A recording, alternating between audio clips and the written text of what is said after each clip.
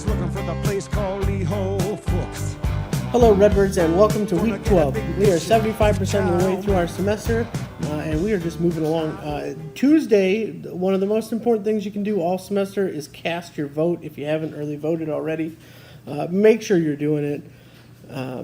Get out, register, and then vote. Your voice matters, and remember, even if you don't think in a presidential election that your voice doesn't count, it is the local elections that one vote can change it. There was a vote, an election a couple years ago in McLean County. It was in the town of Normal. As fact, 100,000 people and only 3,000 people came out and voted, and the vote was relatively close. I believe it was within 70 or 75 votes to the winner. So your one vote does make a difference, especially at the local level. So if you want to be involved, you want your voice heard, go out there and vote. And so be it later in life. If you want to run for public office and see how democracy really works. All right, so we're moving into the final week of this test block, if you will. So this week we talk about medicine and the risks that come along with medicine. Both the medication side and the actual going to the doctor and getting screenings, and we talk about that and what risk comes from the information we get.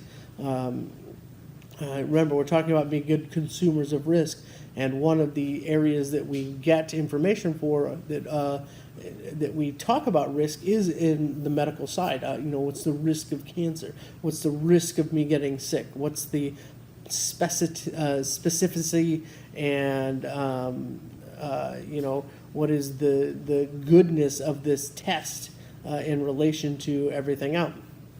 So we'll get into that, and then we'll finish up with diet and nutrition, diet and supplements and nutrition. It's a shorter lecture section. However, there are 3 really good videos inside of it that are a little bit longer. But they're TED Talks, and they really talk about the psyche of supplements and dieting and the risks that come behind it.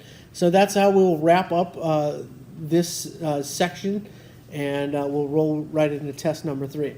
Now, for diet and supplements, the lecture will be available tomorrow. The PowerPoints are available right now, but the lecture will be posted by the end of business on a Monday night.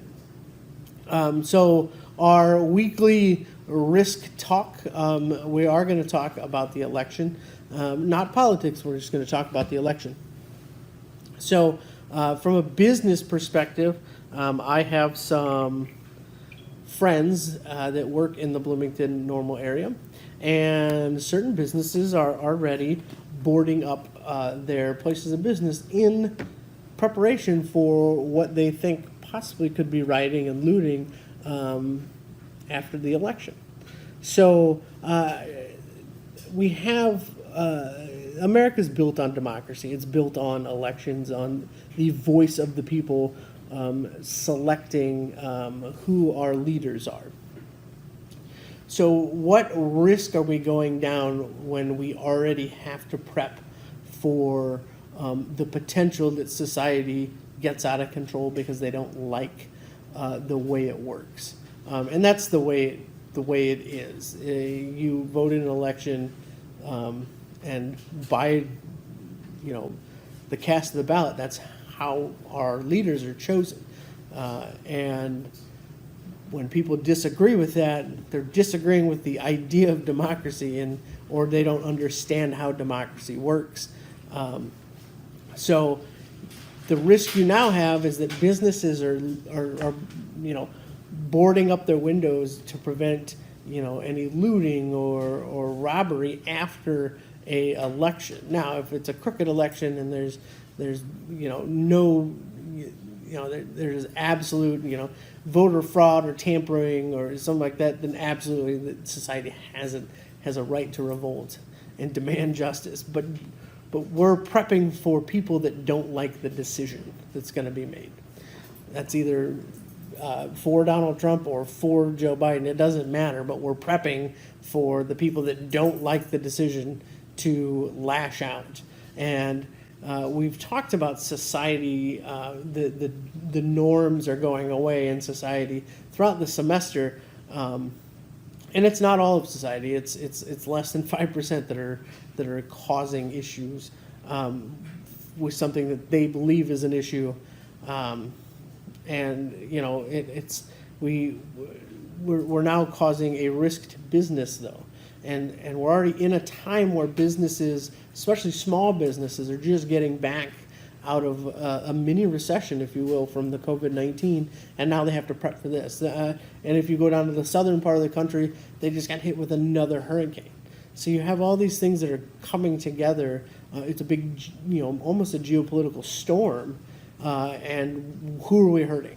You know, we're hurting the mom and pop store that we want to support, but at the same time, go out and vandalize or loot. And that was seen up here in Milwaukee and up in Minnesota during the riots. They weren't going after big name businesses.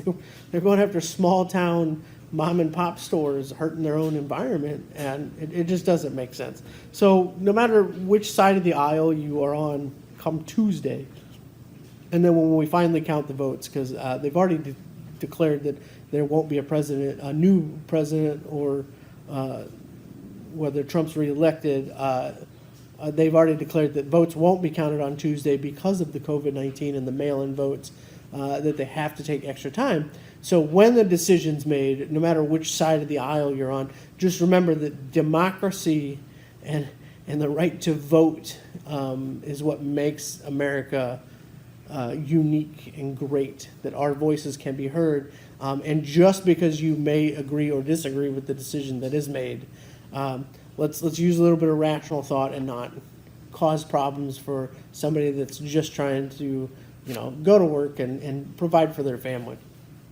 You know, think about the political, the business risks that come out of political, you know, fanfare that gets out of control. You know, a lot of people, again, they just try to go to work, they're trying to provide for the family, run their businesses, and then somebody just comes along because they disagree with something else that business has nothing to do with, and jeopardize their livelihood.